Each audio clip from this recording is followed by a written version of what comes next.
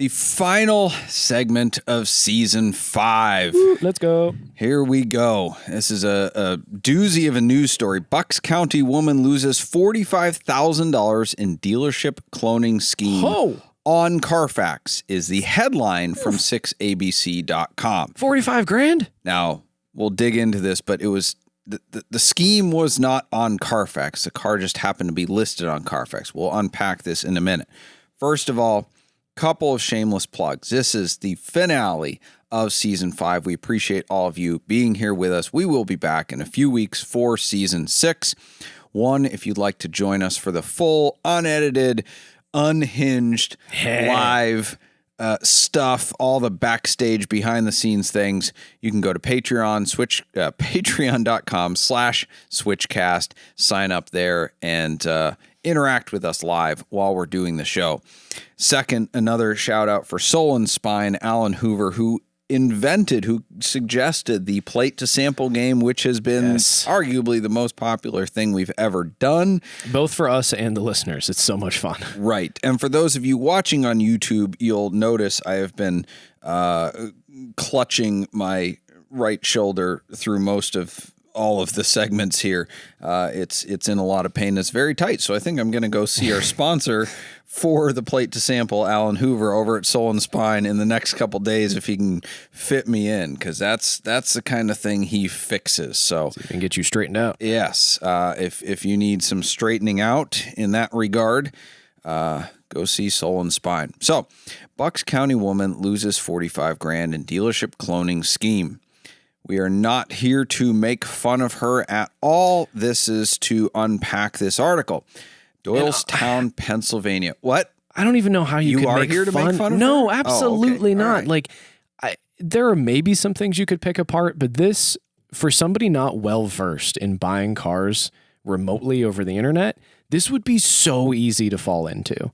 So this just depressed me reading. This is why we talk about this all the time. And Tyler, you may pick up on this. Listeners, you will pick up on this.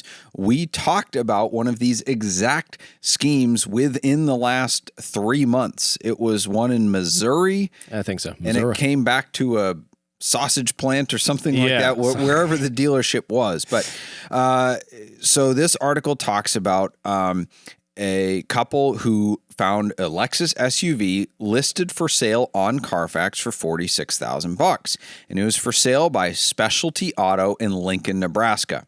She had concerns about buying a car 1,400 miles away, but she felt eased after she spoke with a man claiming to be the owner, Jim Woods.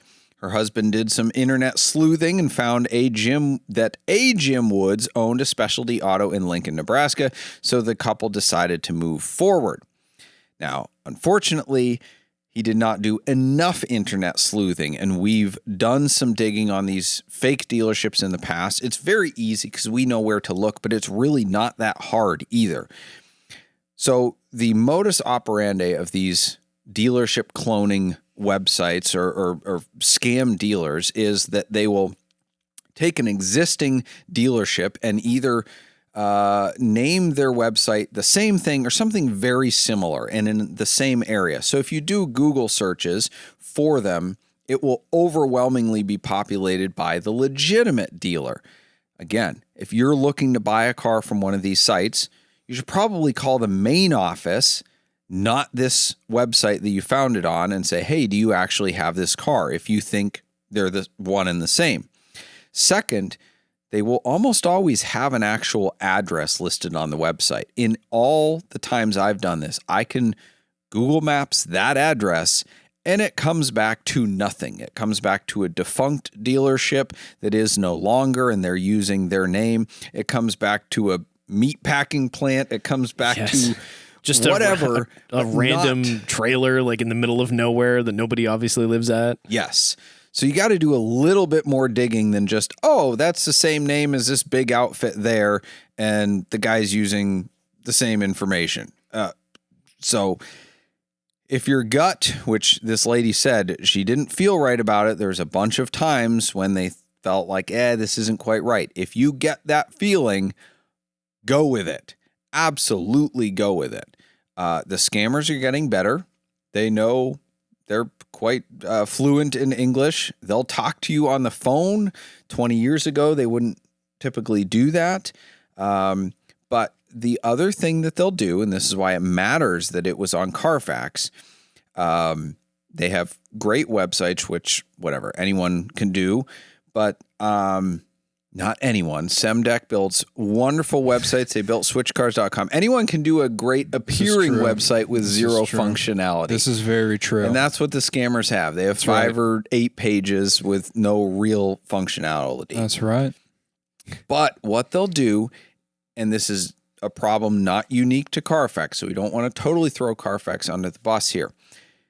They will get a dealer account with a third-party advertising company like Carfax, Cars.com, Auto Trader, and upload all their vehicles there. So when you search Carfax or Cars.com or Auto Trader, you're finding these dealer listings. And the assumption, the reasonable assumption is, oh, this dealership's advertising there.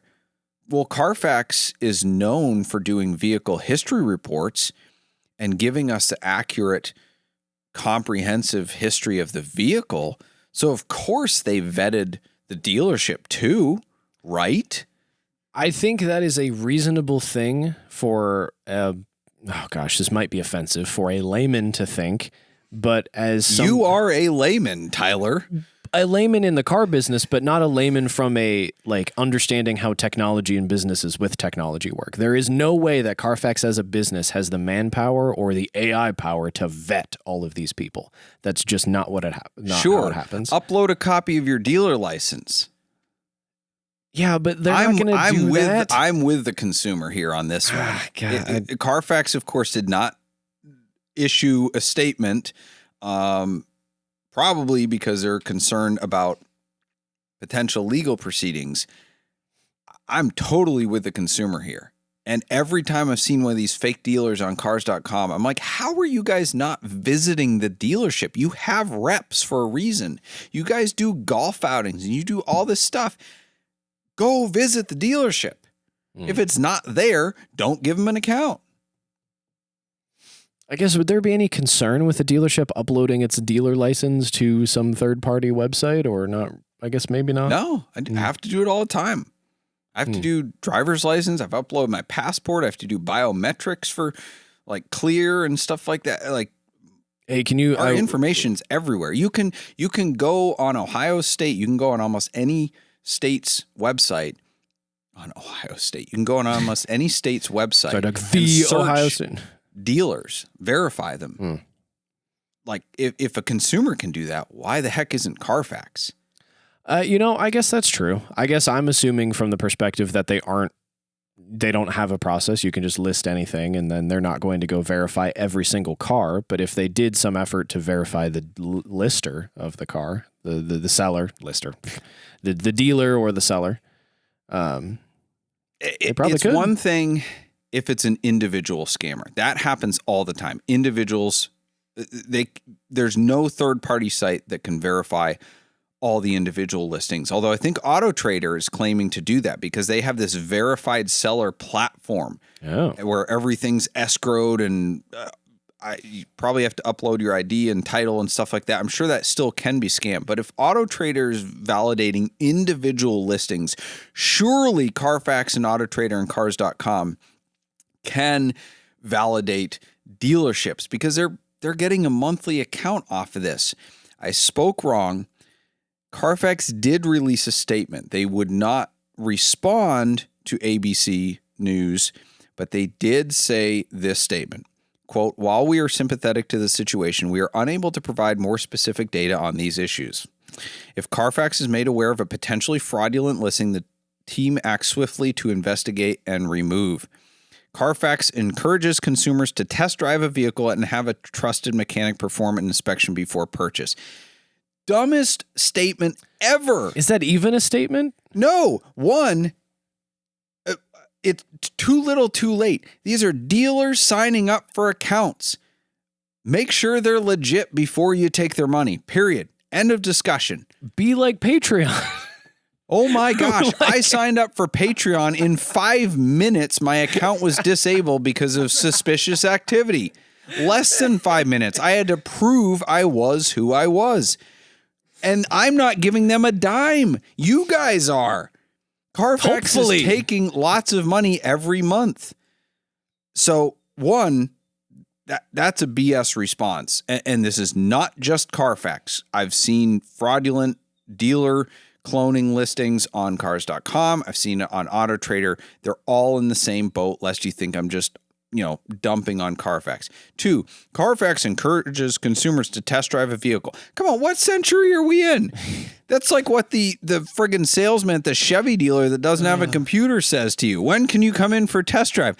I'm 8,000 miles away. This is the internet age. Carfax is literally pushing the digital age. Like, use our vehicle history reports. You can buy a car with confidence from far away. I don't think I've test driven a single car I've purchased. Which is like kind of risky, I guess, but like it's a cop-out statement. Yes.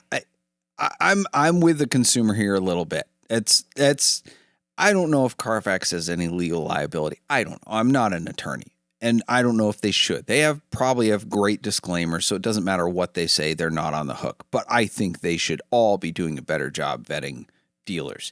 Well, and like you said, it's not just Carfax. There are other listing sites that, could be potentially listing scams like this. And to be a single person being out $45,000 is incredibly intense or devastating, as the ABC article calls out. I can't imagine. So I agree that maybe some,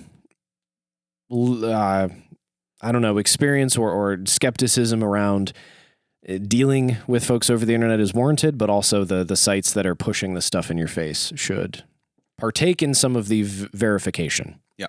If you're a consumer, because it wasn't just this person, at least 2 people got scammed on the same car. Another person sent $18,000 to buy the exact same car. Oof. This is a scam that's as old as time. It hasn't changed a whole lot in this regard. A word of advice to consumers. If you want to avoid these scams, you can't blame Carfax, Cars.com, AutoTrader. They've all got big lawyers and killer disclaimers. So do your own due diligence. 1, Google the VIN number of the car you're looking at. See if it's actually listed at that dealer. Google the phone number of that dealership. It probably comes back to nothing, because if it's a scam dealer, it's going to come back to nothing, just like all the truckers we deal with. Google their address. It's probably going to come up. Go Street View. It's not going to come up to that actual dealer. A lot of these cloning places, again, they use dealerships in the same area, very, very similar name. Call that dealership directly, see if they have the car. And finally, run a Carfax on it. That's one of the advantages of Carfax, is dealers pay them a fortune to have subscriptions so they can run Carfax reports on their cars, but also Carfax takes the data of all the vehicles that the dealerships have for sale. So Carfax will actually display when it's for sale at one of their dealer partners, which is almost all legitimate dealers in the country. So if a little scammy dealer has a car listed for sale, it's probably not going to show up as for sale, that dealership, on Carfax. So do your own due diligence.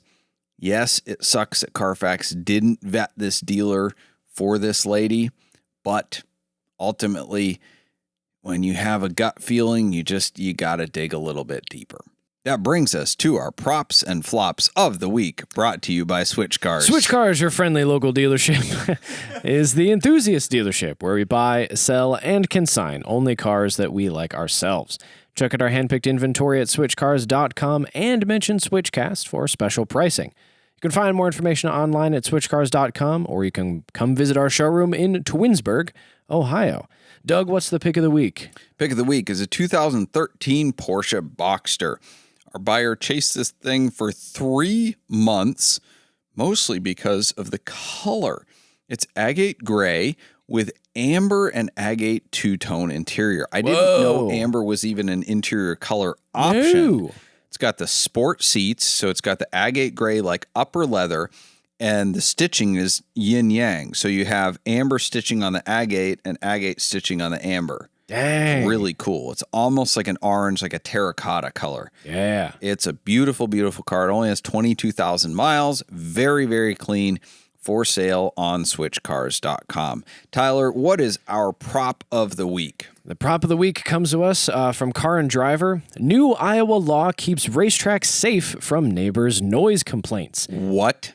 I got so excited when I saw this article. I don't know how many racetracks are in Iowa. I got to be honest. Probably not that many. But the fact that some state legislation is being done to make sure that if a neighborhood HOAs have no power.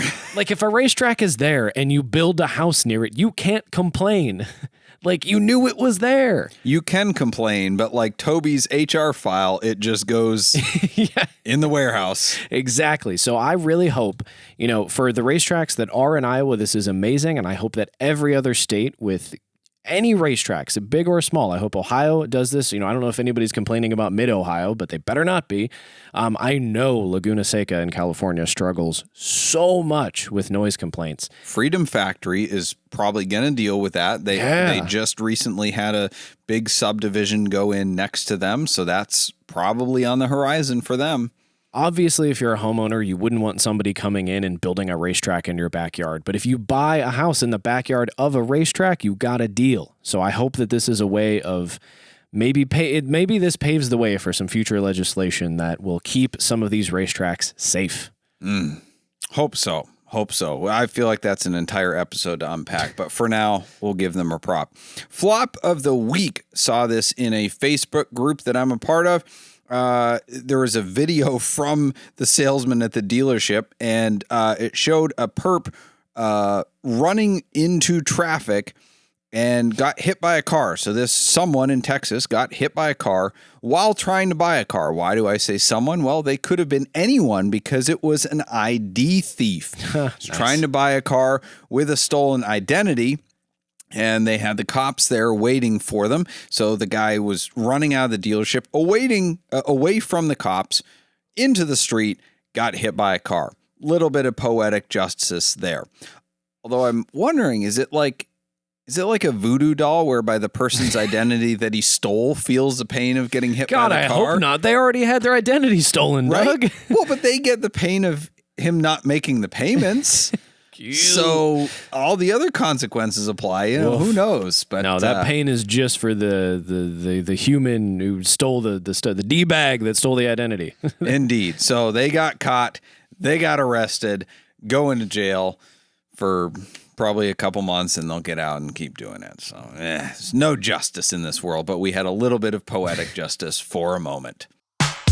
Thank you for joining us for SwitchCast with Doug Tabbutt and Tyler Sanders, produced by Ethan Huffnagel. SwitchCast is an automotive entertainment and opinion show, and nothing we say should be taken very seriously. We do not give tax, investment, legal, emotional, or professional advice, and the only licenses we hold are driver's licenses. The opinions expressed on this show are exclusively held by the people pontificating at that moment and do not reflect the values of our producers or sponsors. Our theme music is provided by Emily and Ivory. You can stream their full album on Spotify or SoundCloud. If you like this show, you can stream it in its entirety on your favorite audio podcast platform. Check out switchcast.live for more info.